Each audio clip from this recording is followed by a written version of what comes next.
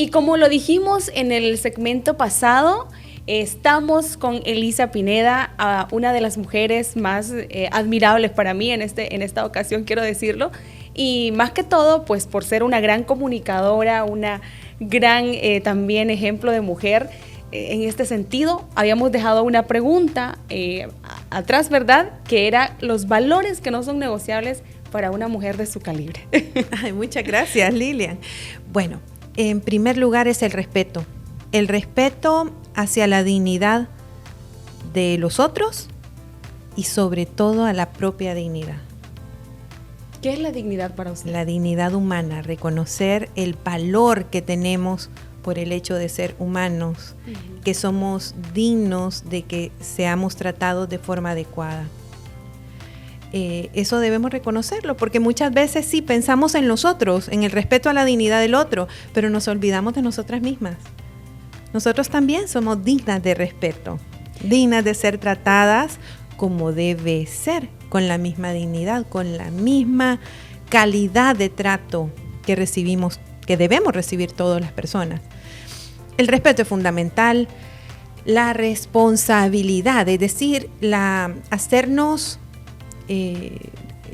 entender que cada acción que desarrollamos, que cada decisión que tomamos tiene impactos en los demás y en nosotros mismos. La responsabilidad es fundamental, no es negociable para mí. La lealtad es fundamental. ¿La lealtad a qué? La lealtad a nuestros propios valores, a nuestra familia, a nuestros principios, a nuestras creencias, a las personas que confían en nosotros. Y por otra parte también la honestidad. Buscar siempre ir con la verdad, mostrando quiénes somos, con nuestros aciertos y desaciertos, y tratando de ser siempre nuestra mejor versión. Para mí esos son los no negociables. Ay, qué bonito, ¿Sí? Qué bonito. Gracias. Me encantan. Yo creo que eso habla mucho de lo que vemos y se refleja, ¿verdad? Entre ser y parecer, yo soy. Sí, eso es lo que debemos buscar, claro, sí. Claro que sí. Y bueno, vamos también a ahondar un poco, porque teniendo en cuenta esos valores que le acompañan, usted encaja muy bien en un puesto corporativo, que es comunicación corporativa y también de sostenibilidad para una cadena comercial de Honduras. Entonces, ¿cómo lleva toda esa parte suya como su carácter también a la profesión? Es un ejercicio interesante en el que debemos poner en práctica nuestros valores y buscar transmitir esos valores y coincidir con los de la empresa para la que trabajo. No ha sido una labor difícil que existe esa coincidencia, porque he encontrado en esta empresa el lugar donde mis valores son respetados y tomados en cuenta. Creo que lo principal es ser genuinos, Lilian, buscar ser genuinos como empresa y como personas. Ser genuinos nos ayuda mucho a mantener cierta coherencia, que es fundamental no solamente en las personas, sino sobre todo en las organizaciones, porque es lo que nos permite generar confianza. Sí. Si yo soy coherente entre lo que digo y lo que hago, las personas van a confiar. Si yo no hago corresponder lo que digo que soy con mis acciones, difícilmente voy a ser digna de confianza. Sí. Entonces, eso es fundamental. Por supuesto, no hay empresas perfectas, como tampoco habemos personas perfectas. Cometemos errores, desaciertos, además de muchos aciertos y muchas cosas buenas. Se trata de saber manejar esa información y proyectar genuinamente lo que somos, con un sentido grande de humildad, pero no solo de palabras, sino asumiendo nuestras responsabilidades, haciéndonos cargo de los impactos y buscando corregir cuando es necesario. Eso es fundamental. Me gusta esa palabra, dos de las que he mencionado en este momento, que es la humildad y lo que es corregir. Creo que nos estamos corrigiendo constantemente y la mejor manera que le ha tocado a usted de corregir a alguien, ¿cómo ha sido o cómo es la mejor manera para hacerlo dentro de una empresa? Wow, vaya, sí, esa es una de las tareas más complejas. ¿Cómo decirle de manera asertiva a una persona lo que toca corregir?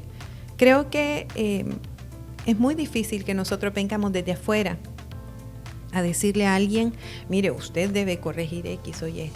Creo que la forma más adecuada es guiando a la persona en una conversación en la que ella misma sea capaz de descubrir qué cosas son las que debe seguir trabajando, cuáles son sus áreas de oportunidad. Me ha tocado muchas veces. Sí, me imagino. Con personal a cargo. Sí. Y creo que lo adecuado es siempre mantener esa línea de respeto hacia la dignidad del otro. Porque se encuentran ahí el ego. Claro. Y también la forma de proteger su propia profesión, dignidad y su cargo. Entonces hay una línea bien delgada entre usted y la otra persona que también recibe la información. Sí. Me parece que ese es un tema bien complejo en el mundo corporativo. Sin duda. Y Elisa, le cuento, no siempre ha sido así, ¿verdad? He evolucionado con los años, he aprendido a ser mi mejor versión como jefa de área, con personal a cargo. No siempre fui así. En algún momento fui demasiado directa y pesada sin pretender serlo. Uh-huh. Entonces, pero uno también debe hacer su propia revisión personal y ver qué oportunidades tengo. Lo que he encontrado, el mejor camino para conducir a las personas a encontrar cuáles son sus áreas de oportunidad es eso, a través de una conversación guiada para llevarla a que reflexionemos en conjunto y veamos cuáles son sus propias áreas, que la persona las descubra por sí misma. Y normalmente sucede cuando uno crea las condiciones adecuadas de respeto, confianza, la persona es capaz de descubrir sus propias áreas de oportunidad e incluso agradecer esa oportunidad de descubrirlas. Aunque se necesita también mucha madurez de quien recibe la información, ¿verdad? Porque en muchas ocasiones puede malinterpretarse o tomarse de manera personal. Así es. Entonces, así es, también. El mundo corporativo sí exige también mucha inteligencia emocional. Sin lugar a dudas. Sin lugar a dudas. Es muy importante mantener ese control, porque habrá muchas situaciones complejas, hay momentos de muchísima alegría, tampoco podemos caer en la euforia, ¿verdad? Como tampoco en la desesperanza. Mantener ese equilibrio es parte de lo que corresponde desarrollar y poner en práctica a diario. Sí, claro. Sí. Y hablando del tema, que yo se lo comentaba incluso antes, que sí me encanta mucho ese tema de comunicación corporativa y responsabilidad social o sostenibilidad, ¿verdad? En el mundo de la comunicación corporativa, usted es el puente entre la empresa y toda la corporación de este comercial. Sí, de alguna manera soy justamente lo que acaba de mencionar. Me convierto en esa persona que articula conversaciones entre la empresa y sus diversas audiencias. ¿Y cómo mantener esas conversaciones? ¿Vamos a cambiar el mensaje? No cambiamos el mensaje, seguimos manteniendo el mensaje. Lo que cambiamos es el código, es decir, el enfoque también de lo que somos y hacemos. Es un ejercicio interesante. Quiero contarle que cuando yo decidí estudiar, luego de estudiar periodismo, me trasladé a México y decidí comenzar a estudiar. Estudié un diplomado en aquel entonces en la Universidad Nacional Autónoma de México y estudié un diplomado en imagen corporativa. Y recuerdo que mi papá me decía, mi hermana estaba estudiando en México también, así que yo fui donde ella y me quedé estudiando ese diplomado. Y mi papá me decía, Elisa, ¿y qué es eso de imagen corporativa? Era algo muy nuevo, les estoy hablando allá por el año 1996 más o menos. Sí. Entonces era algo novedoso. Ahora es cada vez una tendencia más fuerte. A nivel global y por supuesto en Honduras está irrumpiendo este tema de la imagen corporativa que evolucionó a comunicación corporativa y reputación. Es algo que todavía resulta nuevo en Honduras, sin embargo ya lleva muchos años y quizás en aquel momento parecía disruptivo estudiar algo que se relacionara con un tema que aquí no parecía interesar. pero ya ve que todo llega a su debido momento. ¿Pero qué la llevó a estudiar eso? Porque fue bien visionaria. Porque uno siempre está viendo, cada cierto tiempo, es bueno como ver cuáles son las carreras del futuro, ¿cierto? Sí, sin duda. ¿Y cómo lo logró ver usted? Fíjese que la hiperactividad bien canalizada es buena, les cuento. Yo en aquel entonces, cuando era niña, nunca me diagnosticaron con hiperactividad. Sin embargo, era una niña demasiado inquieta, dormía poco, y mis padres decidieron que yo debía calmarme un poco esa gran actividad que constantemente tenía, y me pusieron a aprender piano. Realmente no aprendí a tocar piano, sí sé tocar un poco, pero no soy una pianista, no, pero aprendí a enfocarme. Las clases de piano me ayudaron a enfocarme en una cosa a la vez. Y eso me ha servido para conjugar esa forma de enfocarme en una sola cosa a la vez y mantener esa hiperactividad, canalizarla hacia otras cosas, ver hacia el futuro, por ejemplo. Es una de mis pasiones. Sí. Y luego estudio la maestría en estudios diplomáticos, orientada mucho hacia ver qué hay en el entorno y de qué manera nosotros también podemos irnos adaptando a ese entorno. Eso me ha ayudado muchísimo en la vida. ¿Qué quiero transmitirles? Hay que estar pendiente de qué es lo que está sucediendo a nuestro alrededor. Explorar con curiosidad de niñas, con esa curiosidad infantil que a veces perdemos. Entusiasmarnos con temas novedosos.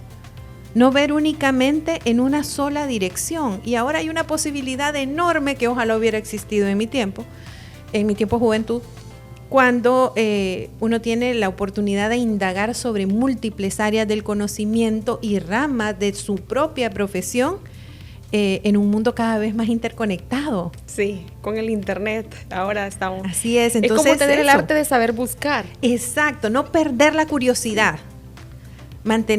Focalizar ese deseo de mantenernos activos en algo de nuestro propio interés que contribuya a nuestro desarrollo personal, y puede ser que encontremos múltiples áreas.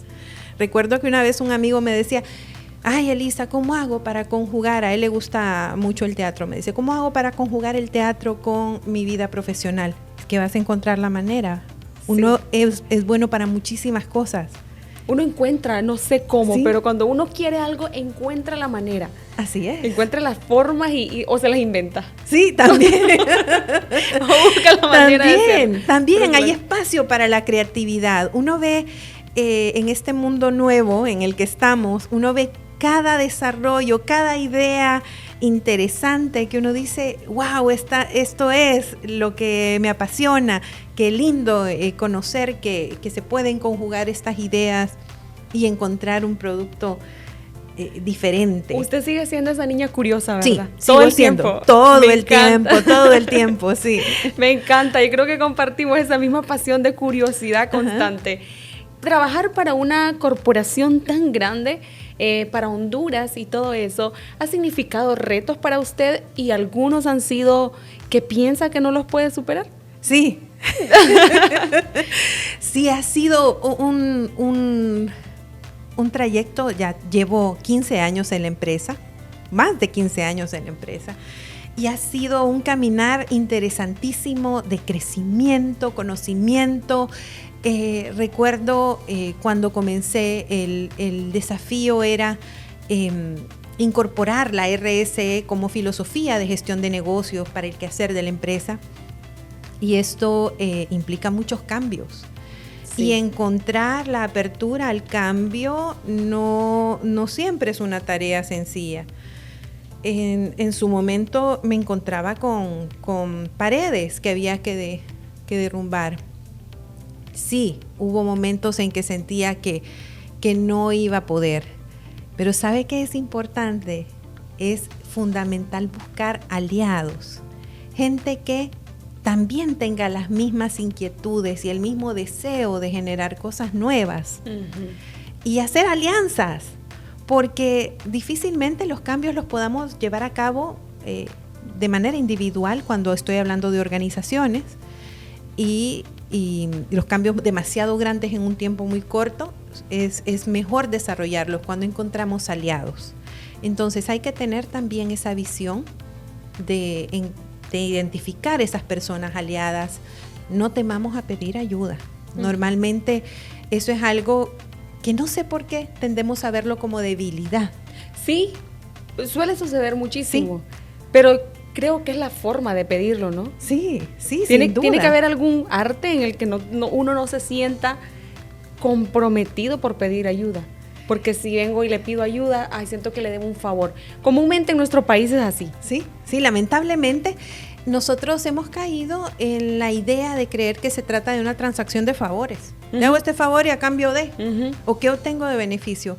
Creo que tenemos que ser ágiles en la forma en cómo planteamos las cosas, ¿verdad? Es importante llegar y plantear la idea. Mire, estoy viendo que por esta vía podemos lograr esto y esto, y me encantaría contar con su apoyo porque sé que entre ambas vamos a lograr esta meta que es importante para los dos o las dos. Entonces, sí, se trata mucho de persuadir. Hay que... Y tener uno también la idea clara.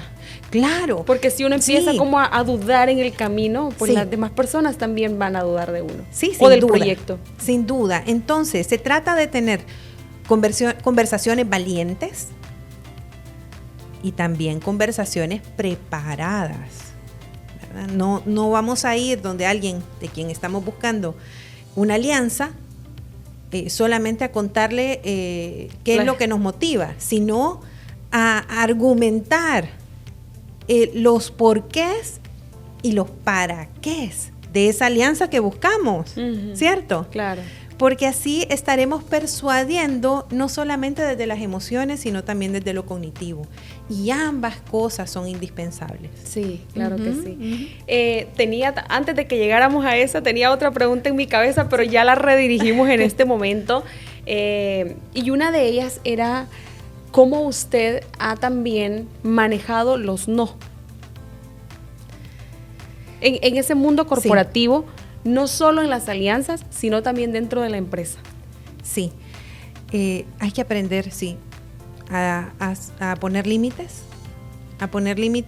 y eso es muchas veces doloroso. ¿Doloroso por qué? Porque implica hacer una revisión de aquellas cosas en las que no podemos comprometer nuestros valores, nuestro tiempo y nuestra salud. Yo lo aprendí de mala forma. Comencé a padecer de vértigo y me di cuenta que esa manifestación del vértigo sí tiene que ver con algo físico, tiene que ver con mi oído izquierdo, y tuve problemas. Eso me llevó a quitar el acelerador un poco. Llevaba una vida llena de cosas que hacer, llena de quehaceres, y realmente me estaba perdiendo en las tareas. Creo que fue un llamado de atención de ella. Sí. De otra vez, Elisa, hay que enfocarse. No se trata de llenar la vida con actividades, no se trata de tener una agenda llena. Se trata de sentirse satisfecha con lo que estás haciendo y aprender a poner límites. Es necesario aprenderlo. No debemos caer en situaciones extremas de salud. Debemos aprender a dar un espacio a la vida personal, un espacio para la oración, para el silencio, que también es necesario. A veces tenemos una vida tan llena de ruido y los silencios son necesarios para tener paz, para disfrutar de lo que nos rodea, para ver un atardecer. A veces los llamados de atención lo tenemos desde nuestros hijos. Cuando estaba mi hija pequeña, muy pequeña, una vez llego a la casa de mi mamá a traerla, y yo estaba apurada, y la niña me tomó de la mano, su manita chiquita, y me dice, mira, y yo no había tenido tiempo de ver al cielo. Había un cielo estrellado muy lindo, y me dice, mira, es lindo. Cuando yo la vi entusiasmada por las estrellas que se veían esa noche, era una noche muy linda, dije, cuántas cosas yo me pierdo, porque ni siquiera me tomo el tiempo de ver al cielo. Me hizo reflexionar y dije, de verdad, es que uno pierde la dimensión de las cosas por estar ocupados. Y más cuando uno es mujer, sí, es mamá y está en un puesto corporativo como el suyo, ese balance es importante, ese equilibrio. ¿Lo has sabido manejar hasta este momento? ¿Has sentido en algún momento culpa? Sí, las dos cosas. He sentido culpa. Yo creo que ese sentimiento de culpa es algo que cargamos, sobre todo en nuestra cultura, en la que estamos acostumbrados a pensar en que la mujer debe estar casi de forma permanente pendiente de los hijos. Porque ese es el ejemplo que recibimos muchas veces. No es mi caso, mi mamá trabajó desde que yo era muy pequeña, pero sí lo que vemos alrededor. Y creo que debemos aprender a despojarnos de esa culpa, escuchando historias de otras mujeres. Aquí las redes de mujeres son importantes. Tener una red de apoyo. Puede ser que la encuentre uno con amigas, yo la encuentro en mis hermanas. Mis compañeras de trabajo, tengo también en mi trabajo mujeres maravillosas que me inspiran y que me apoyan también. Es fundamental para compartir, para lograr esa fortaleza y continuar. Sí, ha habido momentos difíciles en los que he tenido casi que multiplicarme. Ayuda mucho tener un compañero de hogar que también tenga una mente amplia y que comprenda su rol como padre y que lo cumpla a cabalidad. Eso ha sido fundamental. Mi esposo ha sido para mí una gran fortaleza y sí hay altibajos, no hay vidas perfectas. Sí, creo que hasta este momento ningún ser humano en la tierra ha dicho mi vida fue perfecta. Sí. Siempre tuvieron que haber problemas, desafíos, momentos duros de dolor, como usted lo comentaba también, y traerlo a la actualidad, a un mundo tan cambiante, en constante evolución. Yo creo que es un desafío para todos, todo el tiempo. Sí. Si pudiera usted visualizar su futuro en este momento, ¿cree que todavía, ya vi que es una mujer súper curiosa, pero hay muchos sueños todavía por cumplir? Sí, sin duda, siempre hay sueños y los sueños son lo que nos mantiene vivos, con ganas de seguir adelante. Sí, anhelo ver a mis hijos realizados. ¿Cuántos hijos tiene? Tengo dos. Luis Fernando está por graduarse de colegio, Ana Elisa, que está en primer curso, en 7º grado. Anhelo ver a mis hijos formados, anhelo verlos realizados plenamente, ya como adultos en su momento, Dios quiera me permita la vida.